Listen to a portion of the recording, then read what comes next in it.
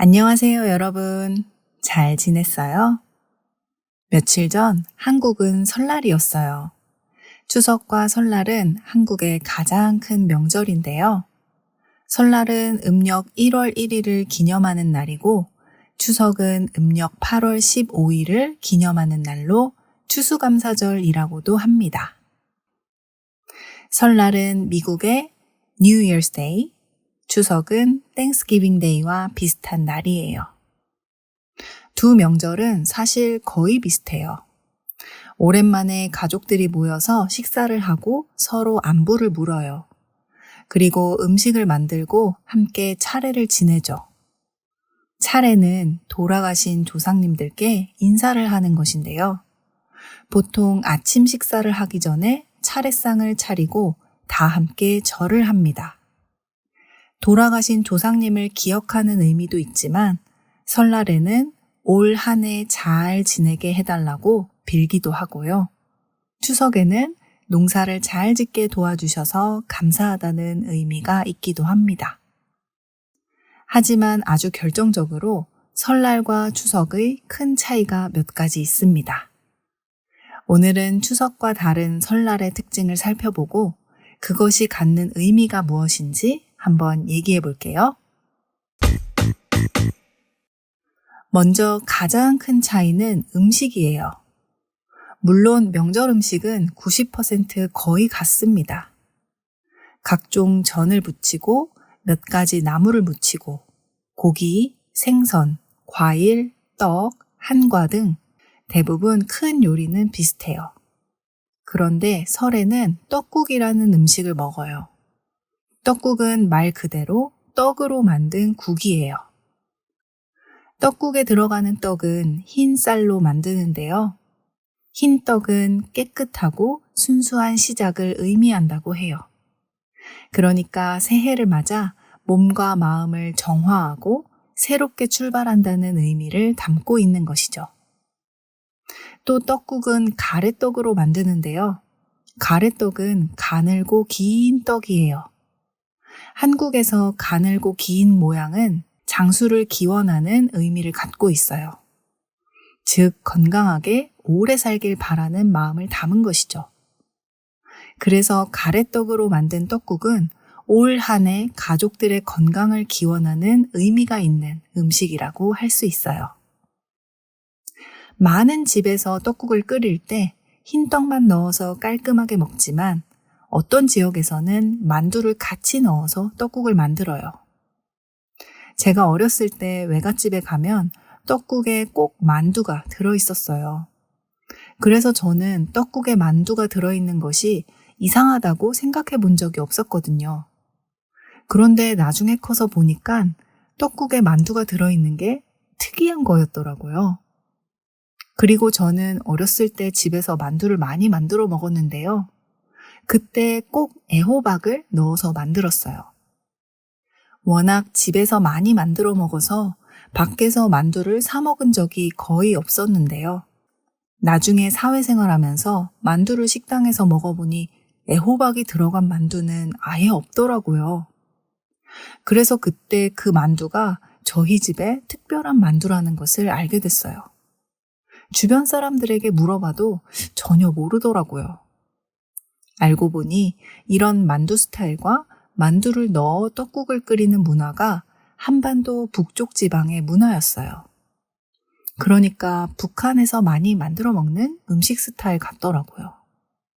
한국에도 북한 음식을 전문으로 하는 식당이 있는데요. 거기서 먹은 만두의 맛이 제가 어렸을 때 먹었던 만두와 거의 비슷했습니다. 제 외갓집은 한국에서 상당히 북쪽에 위치한 곳이라 북한과 매우 가까운 지역이에요. 어려서는 아무것도 모르고 그냥 먹었는데 그것이 북쪽 문화였다는 걸 알고 나서는 꽤 놀랐던 기억이 있습니다.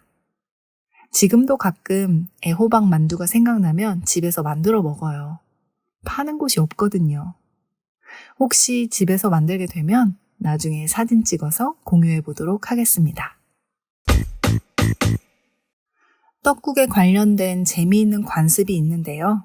바로 떡국 한 그릇을 먹으면 한 살이 많아지고 두 그릇을 먹으면 2살, 세 그릇을 먹으면 3살이 많아진다는 거예요. 물론 실제로 나이가 드는 건 아니죠. 그런데 아이들은 순수하니까 믿거든요. 그리고 아이들은 본인이 빨리 어른이 되고 싶어 하기도 하죠. 그래서 떡국을 누가 더 많이 먹는지 서로 자랑하고 대결하기도 해요. 그런데 사실 떡국이 몸에 건강한 음식이 아닐 수도 있어요. 왜냐하면 정제된 탄수화물 음식이기 때문이에요. 칼로리도 높고 먹으면 먹을수록 살이 많이 찝니다. 그러다 보니 요즘은 떡국을 많이 먹으라고 권하지는 않아요. 오히려 덜 먹으려고 노력하는 것이 추세죠. 그런데 먹다 보면 맛있어서 계속 먹게 돼요. 그만 먹는 것이 정말 힘든 명절 음식 중에 하나입니다. 그리고 추석과 다른 설만의 문화가 하나 더 있어요.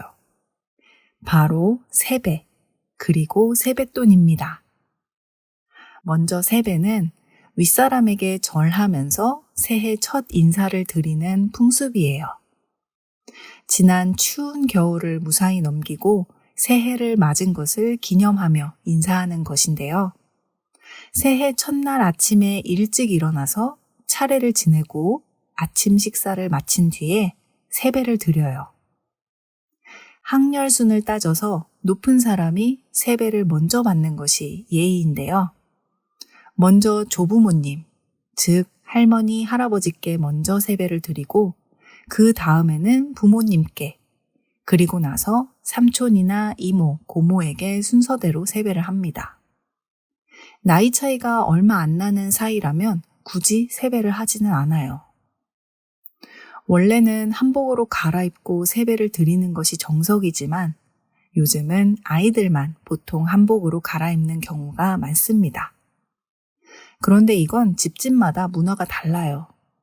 어떤 집은 모든 사람들이 한복으로 갈아입기도 하거든요.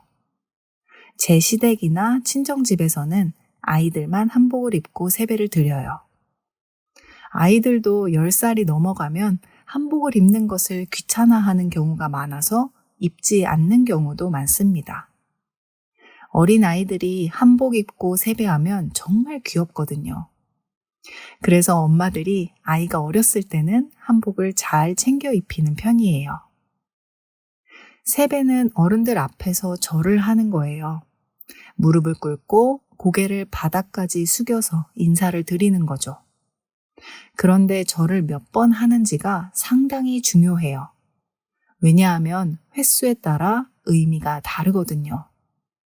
세배를 하거나 어른께 인사를 드리기 위해서 하는 절은 딱 한 번만 해야 돼요. 그리고 돌아가신 조상님께 드리는 절은 2번입니다.